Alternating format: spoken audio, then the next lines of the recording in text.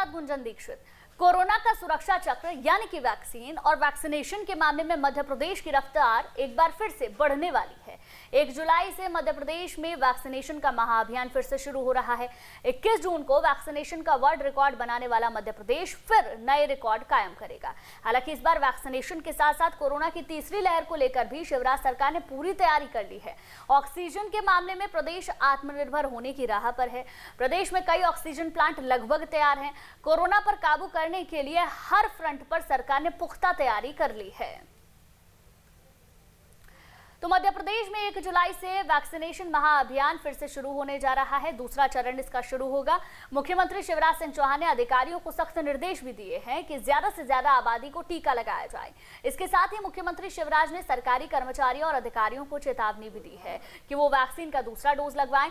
ऐसे कर्मचारी और अधिकारी जिन्होंने समय अवधि बीत जाने के बाद भी दूसरा डोज नहीं लगवाया, उनके खिलाफ कार्रवाई भी की जाएगी। कोरोना और वैक्सीनेशन पर मंत्री समूह की बैठक के दौरान सीएम ने ये चेतावनी दी है। मुख्यमंत्री शिवराज सिंह चौहान ने कहा कि जो लोग पहला डोज लगवा चुके हैं लेकिन दूसरा डोज लगवाने में लापरवाही बरत रहे हैं, उनको चिन्हित किया जाए और उनको वैक्सीन लगवाई जाए। सीएम ने यहां तक कहा कि कोरोना वैक्सीन का दूसरा डोज नहीं लगवाना समाज के लिए अपराध की तरह है। तो अधिकारी और कर्मचारियों को भी मुख्यमंत्री ने चेतावनी दी है कि जो लोग दूसरा डोज नहीं लगवा रहे हैं वो बिल्कुल भी लापरवाही ना बरतें। अगर ऐसा होता है तो कार्रवाई की जाएगी। क्या हिंदुस्तान में कोरोना की तीसरी लहर आएगी, और अगर आएगी तो बच्चों पर इसका कितना असर होगा? कोरोना से जुड़ी आशंकाओं के बीच ये सवाल बार बार जहन में उठता है। इसी का जवाब मिला है मुंबई के एक सीरो सर्वे से, जिससे सामने आई है कोरोना और बच्चों को लेकर एक अच्छी खबर। क्या है ये गुड न्यूज? देखिए, समझिए और राहत की सांस लीजिए।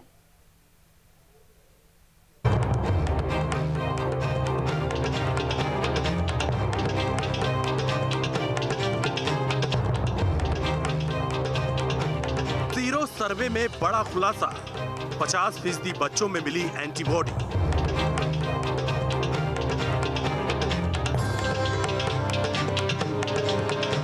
बच्चों के भीतर बना रक्षा कवच, तीसरी लहर का खतरा होगा कब?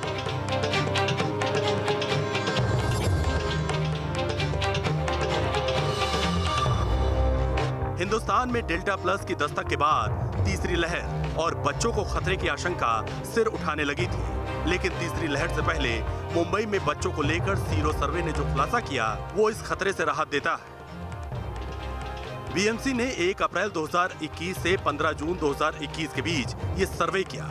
इस सर्वे में 18 साल से कम उम्र के 2176 बच्चों को शामिल किया गया था, जिसमें सामने आया कि मुंबई में 51.18% बच्चों में एंटीबॉडी पाई गई है।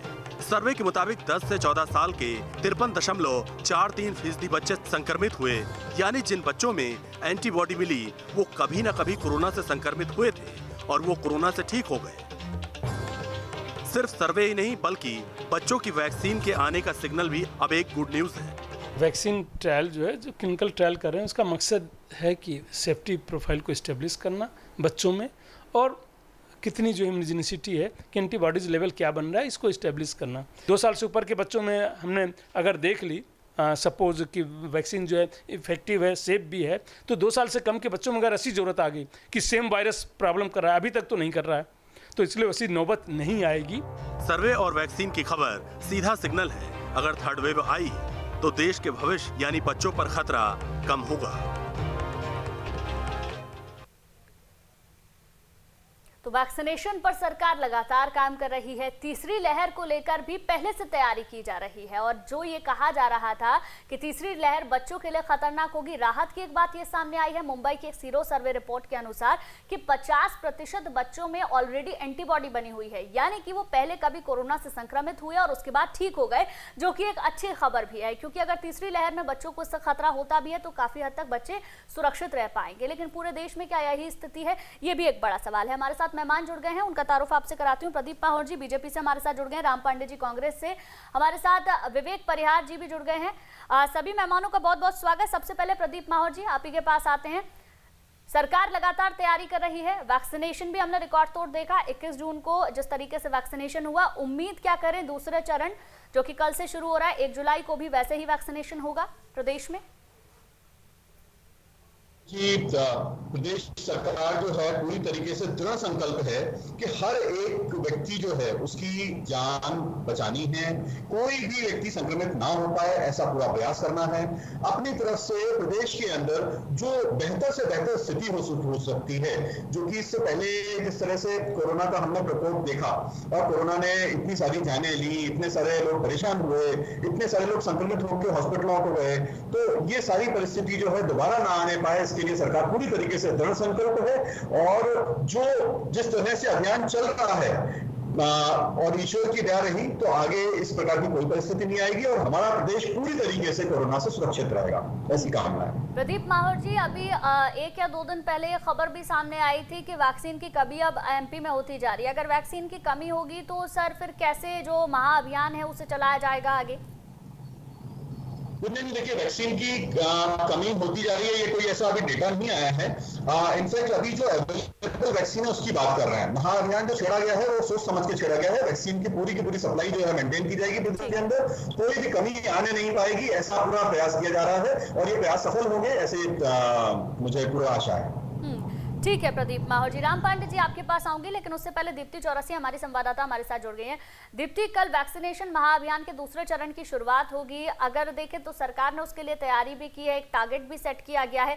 क्या लगता है, क्या उस टारगेट के हिसाब से इस बार मध्य प्रदेश सरकार उस टारगेट को टच कर पाएगी?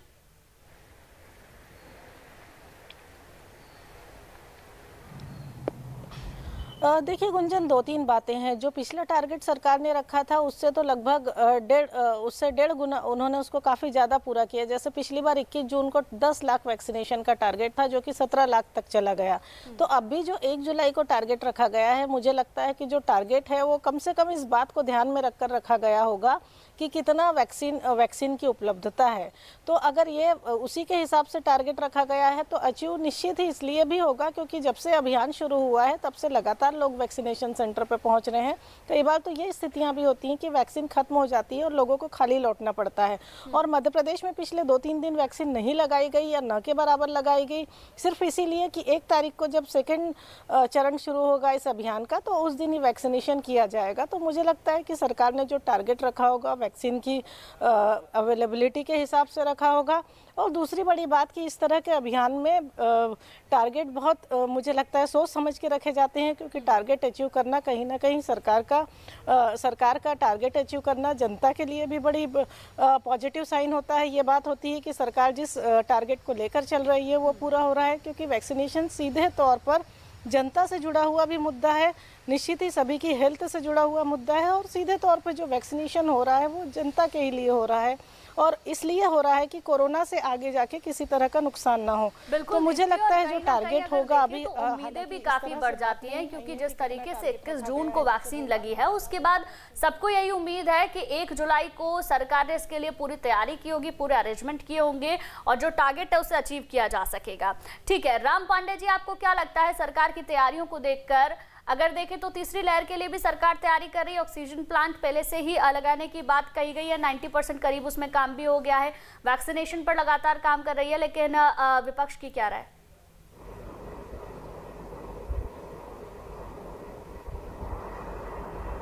देखिए 21 जून को जैसा कि सरकार ने बताया करीब 17 लाख वैक्सीनेशन हुआ है। यदि सरकार ने जो काम 21 जून को किया है 22 जून को भी करे, 23 को भी करे, तो 21 जुलाई तक पूरा वैक्सीनेशन का काम ही खत्म हो जाएगा। जब सरकार कह रही है वैक्सीन की कमी नहीं है तो हम इसको क्यों साल भर तक चलाएं? 1 महीने में खत्म करें, 1 महीने में पहला डोज लग जाएगा और 21 जुलाई से 21 अगस्त तक ये दूसरा डोज कंप्लीट हो जाएगा। तो पूरा वैक्सीनेशन का जो काम है 2 महीने में कंप्लीट हो जाएगा। लेकिन ये सुनने में आया है कि ये महा घोटाला है। दैनिक भास्कर ने सर्वे किया था और भी कई एजेंसी ने सर्वे किया। एक आधार कार्ड पर 16 लोगों को वैक्सीन लगी है, कहीं एक आधार कार्ड पर 5 लोगों को वैक्सीन लगी है, कहीं एक आधार कार्ड पर 3 लोगों को वैक्सीन लगी हुई है। तो ये जो इस तरह का यदि आंकड़ों में हेरा फेरी करेंगे तो फिर वो सही परिणाम निकल के नहीं आएंगे। और सरकार शुरुआत से ही आंकड़ों में हेराफेरी कर रही है। चाहे वो मौत के आंकड़े हो, सरकार ने शुरू में मौत के आंकड़े छुपाए। आज देखिए कि कोरोना पेशेंट नहीं है अस्पतालों में, लेकिन मध्य प्रदेश में मरने वालों की संख्या कोरोना से प्रतिदिन 25 लोग रोज मर रहे हैं। जब पेशेंट नहीं है तो 25 क्यों मर रहे हैं? मतलब पुराने आंकड़ों को कहीं ना कहीं सुधारा जा रहा है, उनमें इनको ऐड किया जा रहा है। चाहे दैनिक भास्कर हो, एन एजेंसियां हो, कांग्रेस ने सर्वे किया है तो मध्य प्रदेश में करीब 2 लाख लोगों की मृत्यु हुई है, सरकार बता रही है 8,000। ऐसे ही हम चाहते हैं कि वैक्सीनेशन में कोई घोटाला ना हो।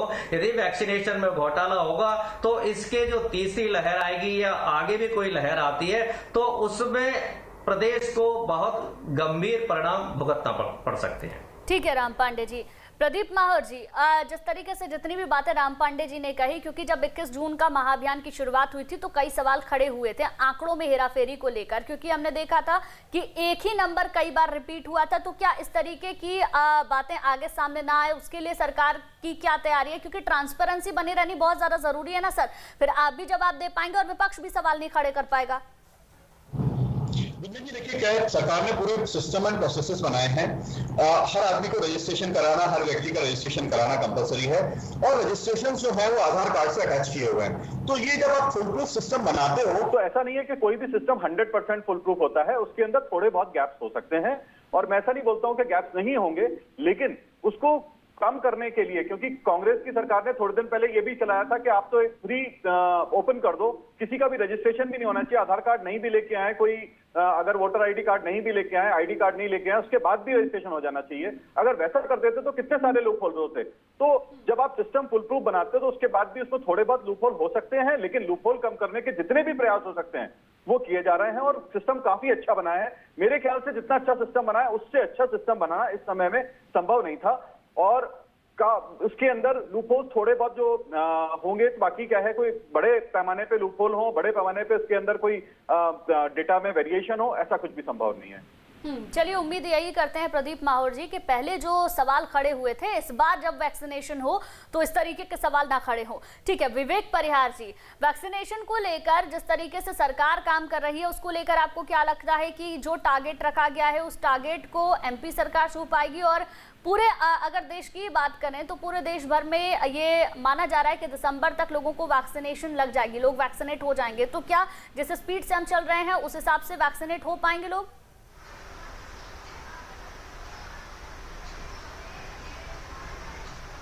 देखिए गुज्जू जी, मैं बिल्कुल मैं टारगेट की बात नहीं करूंगा, पर मैं बात करूंगा प्रति व्यक्ति, हर व्यक्ति को वैक्सीनेशन जो है वो मिलना चाहिए।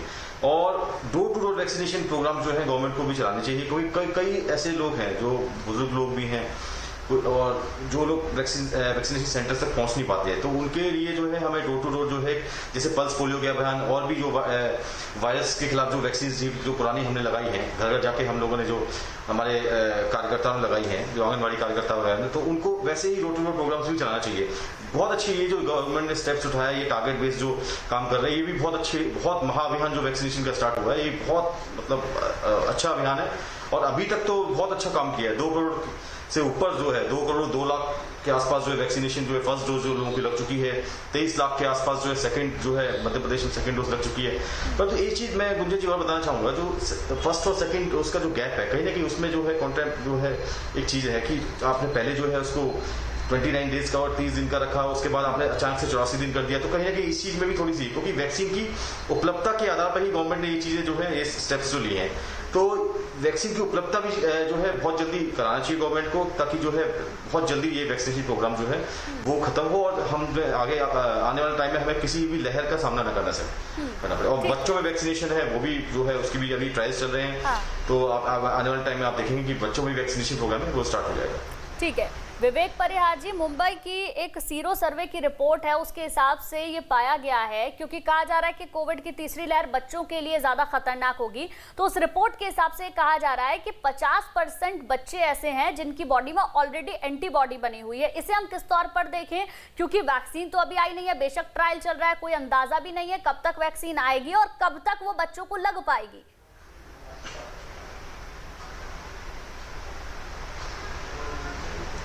देखिए गुंजन जी, बिल्कुल ये मैं अभी आप नेक्स्ट जो मैं आपको यही बताने वाला था कि बच्चों में जो है वायरल इन्फेक्शन खतरा जो है वो होता जरूर है कि ये गंभीर परिणाम जो है बच्चों में देखने को नहीं मिलते, क्योंकि बच्चों की इम्यूनिटी लेवल होता है वो बहुत हाई होता है। जो उनमें 30 जो सेल्स होते हैं जो इम्यून सिस्टम का काम करते हैं, वो सेल्स काफी एक्टिव रहते हैं और बहुत जल्दी अपने आप को मल्टीप्लाई करते हैं किसी भी इन्फेक्शन से। तो आप देखेंगे बच्चों में जो इन्फेक्शन, वायरल इन्फेक्शन होता तो है, बहुत जल्दी जो है संक्रमण उनको होता है, परंतु उसके गंभीर परिणाम आपको बहुत कम रेशियो है उसमें गंभीर परिणाम मिलते हैं। तो ऐसी जो एक मैं आज जो सीरोलॉजी की रिपोर्ट जो पढ़ रहा था महाराष्ट्र की, मुंबई की, तो उसमें 50% जो बच्चे हैं उनमें ऑलरेडी एंटीबॉडीज जो है वो बन चुकी है, क्योंकि कहीं ना कहीं जो है उनको जो है वो इन्फेक्शन जो है हल्का फुल्का इन्फेक्शन जो है उनको हो चुका है। चलिए ठीक है विवेक परिहार जी। दीप्ति, जिस तरीके से एमपी सरकार काम कर रही है, तीसरी लहर को लेकर हमने पहले से ही तैयारियां देखी हैं, मुख्यमंत्री लगातार तैयारियों में जुटे हुए हैं। अगर तीसरी लहर आती है तो काफी हद तक हम प्रदेश की जनता को सुरक्षित रख पाएंगे, सरकार प्रदेश की जनता को सुरक्षित रख पाएगी, क्या ऐसी स्थिति आपको नजर आती है?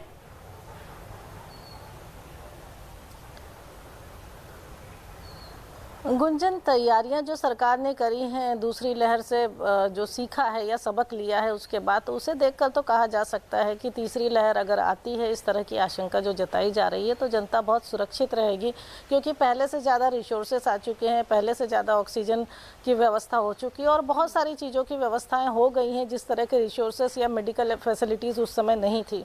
लेकिन बावजूद इसके जो सबसे बड़ी चीज़ ये है, जो प्रैक्टिकली एक चीज़ अगर हम देखें कि वायरस का म्यूटेशन कैसा है, डेल्टा प्लस वेरिएंट को लेके अभी तक कुछ बहुत स्पेसिफिक गाइडलाइंस नहीं है, और वायरस का म्यूटेशन कैसा है, उसका स्वभाव कैसा है, वो किस तरह से कैसे इफेक्ट कर रहा है पर्टिकुलर ह्यूमन बॉडी पे, इन सारी चीज़ों के बाद कई बार ये स्थितियां भी बनती हैं। जैसे जब पहले शुरुआत हुई थी कोविड की तो सब निश्चिंत थे कि नहीं ठीक है, लेकिन दूसरी लहर और ख़तरनाक रही। तो तीसरी में क्या स्थितियाँ होती हैं, ऐसी कौन सी चीज़ हमें और लग जाती है ज़रूरत जो शायद हमारे पास उपलब्ध नहीं हो, तो इस तरह की कोई स्थितियाँ बनी तो निश्चित ही उस समय कैसे हैंडलिंग होगी वो अलग चीज़ है। लेकिन हाल फिलहाल तो जितनी तैयारियां की गई हैं वो काफ़ी हद तक बहुत बेहतर हैं, रिसोर्सेज भी बहुत अच्छे हैं। यहाँ भोपाल एम्स में भी बेड बढ़ चुके हैं, हमीदिया में भी बढ़ चुके हैं और कई सारे ऑक्सीजन प्लांट भी लग गए हैं। तो कोशिश तो यही है कि अगर कोई तीसरी लहर आती है तो मध्य प्रदेश सरकार अपने सारे रिसोर्सेज के दम पे अपनी जनता को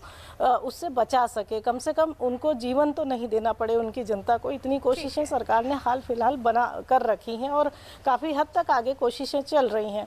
लेकिन बात वही है कि जब प्रैक्टिकल ज़मीनी तौर पे वो सामने आएगी, अगर आती है तो वो किस तरह की होगी और उसमें क्या ज़रूरत पड़ेगी, ये भी एक बड़ी चीज़ है। ठीक है दीप्ति। राम पांडे जी, जिस वक्त कोविड की दूसरी लहर आई थी, कई तरीके के सवाल आप लोगों की ओर से खड़े किए गए थे कि पहले से तैयारी नहीं की गई, पहले से इंतजाम नहीं किए गए। आज प्रदेश की जो हालत है वो सरकार की ओर से, अब तीसरी लहर को लेकर पहले से ही तैयारी सरकार कर रही है। आपको वो तैयारी किस तरीके की लग रही है, कितनी तैयारी आप समझ पा रहे हैं एमपी सरकार की?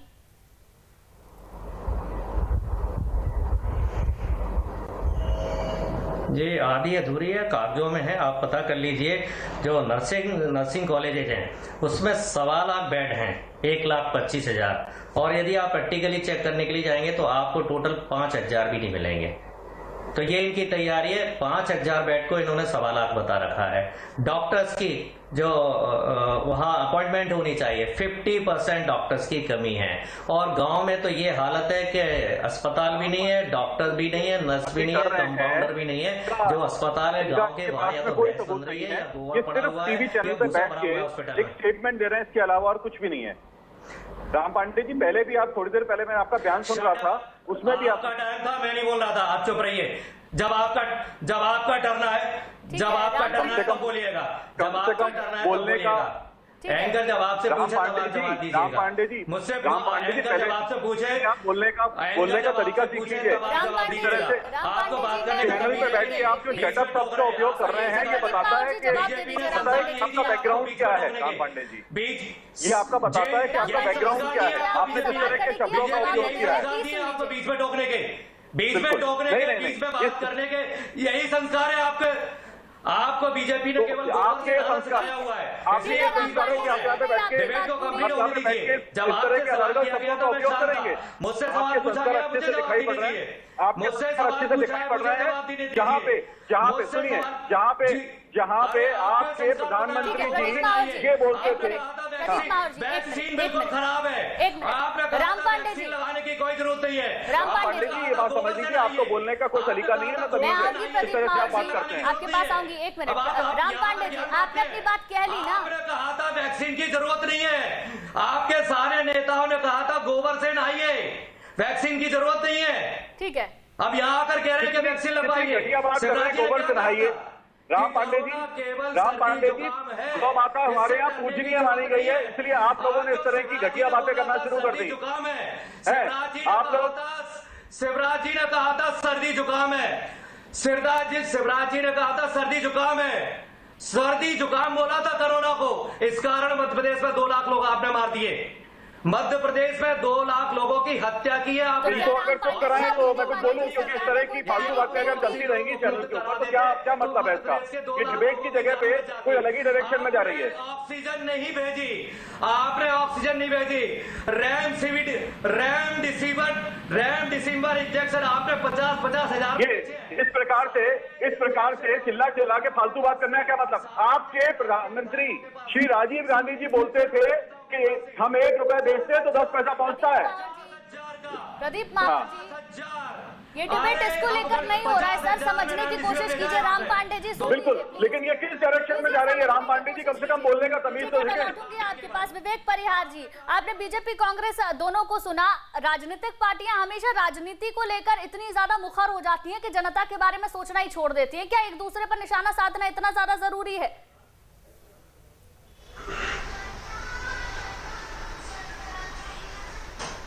देखिए गुंजन जी, बिल्कुल ये समय नहीं है कि एक दूसरे पे और आप आरोप प्रत्यारोप लगाएं, क्योंकि ये समय है मिलकर काम करने का। क्योंकि आप देखिए वैक्सीनेशन प्रोग्राम जो है वो किसी एक दल समुदाय या विशेष किसी इसका नहीं है। आपको मिलकर जो है सारे समुदायों को लेकर चलना है और सारे लोगों को जो है वैक्सीनेशन प्रोग्राम जो है उसमें इंक्लूड करना है।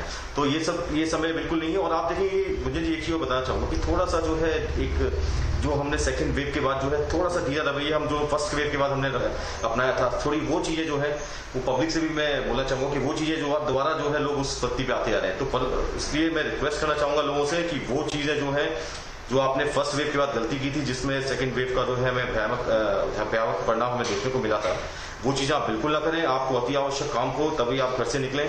और मैं देख रहा हूं कि बाजार में इतनी ज्यादा भीड़ हो गई है कि अब लोग मतलब अननेसेसरी जो है बिल्कुल घूम रहे हैं, सोशल डिस्टेंसिंग बिल्कुल भूल गए हैं।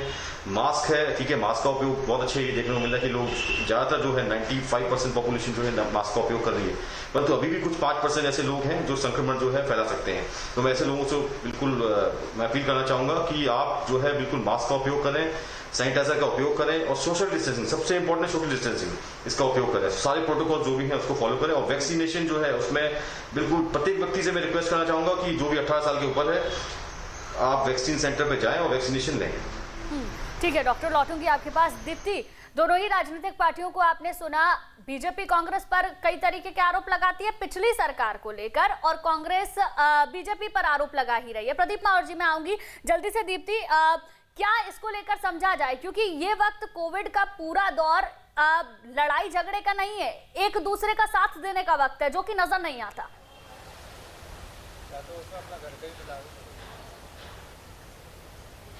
बिल्कुल गुंजन, एक दूसरे का साथ देने का वक्त है, क्योंकि ये जो कोविड है इसे नहीं पता कि राजनीतिक दल क्या होते हैं, राजनीति क्या होती है, सरकार क्या होती है, नेता क्या होता है, क्योंकि वो सबको बराबरी से इफेक्ट करता है, क्या छोटा हो या बड़ा हो। और दूसरी बड़ी बात कि चूंकि ये व्यक्ति विशेष के जीवन से जुड़ा हुआ मामला है, तो कहीं ना कहीं इस पर राजनीति तो नहीं करनी चाहिए। लेकिन अब लोकतंत्र है, विरोधी दल भी हैं, तो कहीं ना कहीं विरोधी दल जब तक अपना विरोध दर्ज न कराएं तो उनको भी ये लगेगा कि हमने कोई विरोध दर्ज नहीं कराया, क्योंकि ये जनता से जुड़ा हुआ मसला है और दूसरा एक महामारी से जुड़ा मसला है। तो शायद इस पे इस तरह का कोई राजनीति होनी नहीं चाहिए। लेकिन ये बात भी सच है कि विपक्ष सवाल खड़े कर सकता है, तो विपक्ष के सवाल अपनी जगह हैं। ठीक है दीप्ति। प्रदीप माहौर जी, आखिरी में एक सवाल मेरा आपसे, क्या उम्मीद करें अब जो कल वैक्सीन लगनी है उसमें टारगेट आप पूरा कर पाएंगे, ज्यादा से ज्यादा जनता को बुला पाएंगे वैक्सीनेशन सेंटर, क्योंकि ये भी बहुत ज्यादा जरूरी है कि जनता खुद में जागरूक रहे। पहले की अपेक्षा काफी हद तक आप उसमें कामयाब भी रहे हैं, लेकिन कल का जो टारगेट है क्या वो पूरा हो पाएगा? बिल्कुल गुंजन जी, जनता ने हमेशा हमारा साथ दिया है और जब भी हमने इस तरह के कैंपेन चलाए हैं जनता ने बढ़ चढ़ के उसके अंदर पार्टिसिपेट किया है और उसको देखते हुए कल की जो कैंपेन है वो भी सक्सेसफुल होगी। बाकी मैं थोड़ा सा कुछ बोलना चाहता हूं, क्योंकि जिस तरह से थोड़ी देर पहले यहाँ पे बात चल रहे थे कांग्रेस पार्टी का शुरुआत से जो बिहेवियर आ रहा है वो कुछ ऐसा आ रहा है कि जैसे टांग खींचने वाला, कुछ भी अच्छा कर लो, इनको हर चीज हमेशा खराबी लगती है।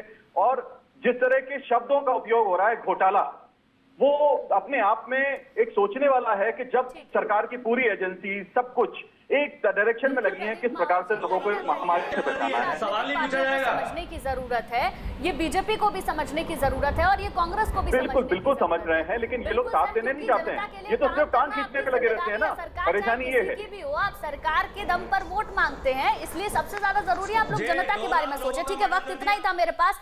प्रदीप माहौर जी, राम पांडे जी, बहुत बहुत शुक्रिया आपका। विवेक परिहार जी, आपका भी बहुत बहुत शुक्रिया। दीप्ति, शुक्रिया आपका। और यहाँ रुकेंगे एक छोटे से ब्रेक के लिए।